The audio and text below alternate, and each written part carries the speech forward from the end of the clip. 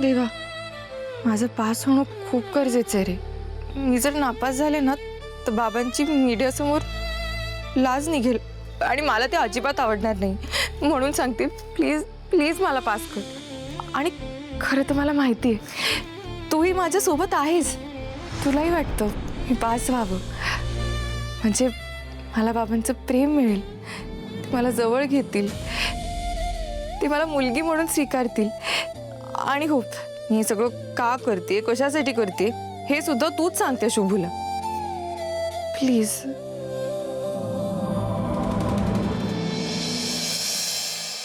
देवा, माझ्या सानूला चांगल्या मार्कांनी पास कर. वर्षभर तिनं डोळं फोडून अभ्यास केलाय. तिच्या मेहनतीला यश दे.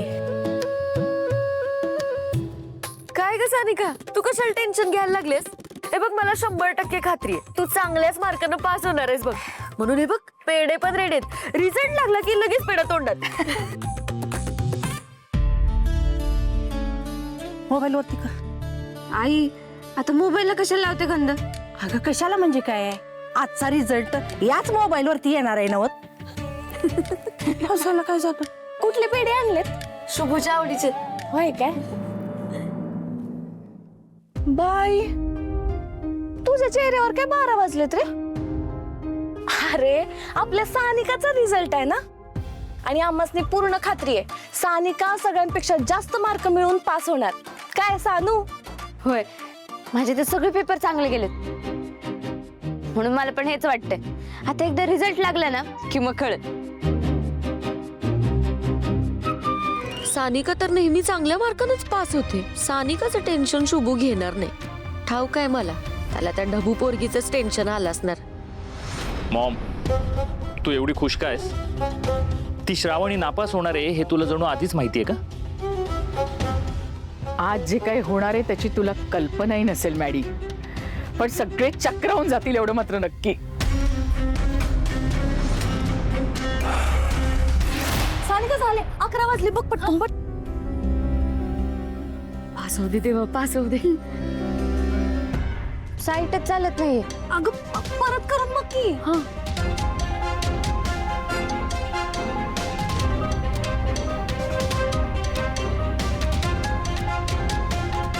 स्वीटी, आई, सोबत आहे दादा, मी 90% पास झाले.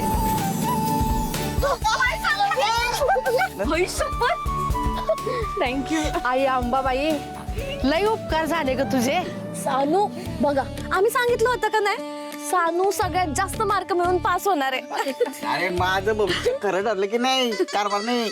रमता त्या ग बसा. पुरीनी वर्षभर डोळं फोडून अभ्यास केलाय म्हणून पास झाली ती. सानू बाळा, हे घे. एवढा 1 नंबर आणल्यास. मग बघ, विषय का.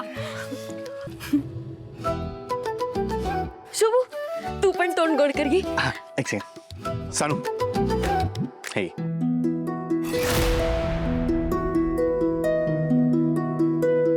खूप खूप अभिनंदन सानू. अशीच मोठी होत राहा.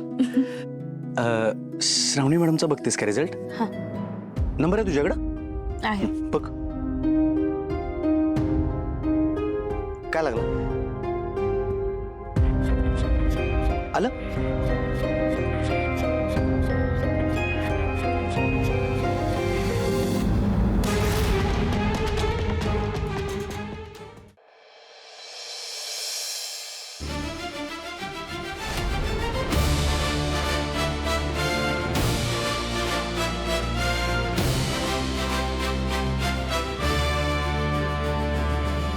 विचारा, काय प्रश्न आहेत तुमचे ते विचारा. मंत्री साहेब, तुम्ही निकाल सांगायला एवढा उशीर का करताय? तुमची मुलगी नापास झाली आहे का? नापास झाली असेल तर तसं आम्हाला सांगा, म्हणजे आम्हाला तशी बातमी तयार करायला. आणि विरोधकांच्या मागणीनुसार तुम्ही मंत्रिपदाचा राजीनामा देणार का? मला कौतुक वाटतं तुम्हा पत्रकारांचं. तुम्हाला हवी तशी बातमी तुम्ही तयार करता. आतापर्यंत माझ्या राजीनाम्याची ब्रेकिंग न्यूज चालवली असेल नाही का? असो, आज जो निकाल लागणार आहे त्यामध्ये जे काही विद्यार्थी उत्तीर्ण होतील त्यांचं मी अभिनंदन करतो आणि त्यांच्या पुढील वाटचालीसाठी त्यांना मी शुभेच्छाही देतो. अरे या या या या विक्रम गाडगे पाटील. नमस्कार. नमस्कार साहेब, नमस्कार. अजून निकाल लागला नाही आणि खुर्चीवर हक्क सांगायला आले सुद्धा. स्वागत आहे तुमचं, या. नाही नाही, खुर्चीवर हक्क सांगायला काय आलो नाही. कसं आहे, आता मिनिस्टर साहेब त्यांच्या लेखीचा निकाल मीडिया समोर जाहीर करणार आहे, तेव्हा म्हटलं आपण बी या क्षणाचा साक्षीदार असायला पाहिजे म्हणून मी इथं आलो.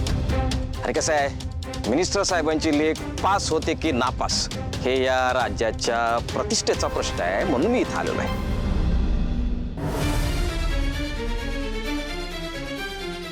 मंत्री साहेब 11:15 झाले, निकाल जाहीर करून टाका.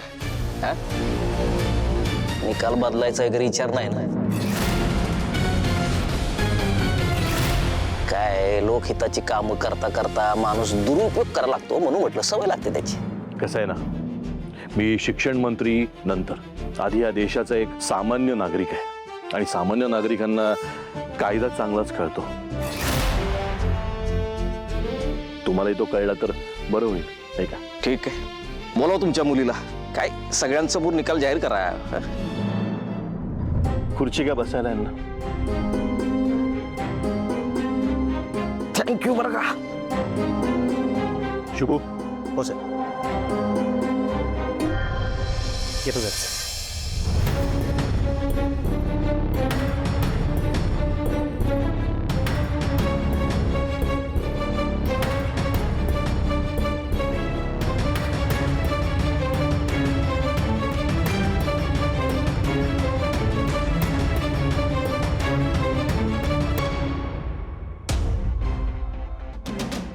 कालपासून तू माझे फोन का उचलत नाहीस? मला बोलायचं होतं तुझ्याशी. हे बघा, आता येळ वाया घालू नका, निकाल जाहीर करा. आणि हे बघा, जर तुमची लेख नापास झाली असेल तर खुर्ची सोडायची. हा?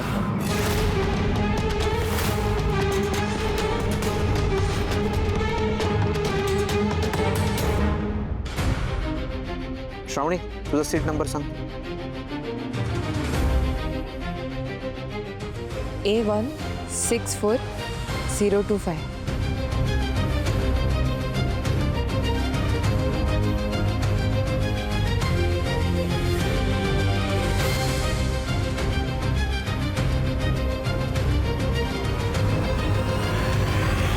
श्रावणी पास झाली आहे.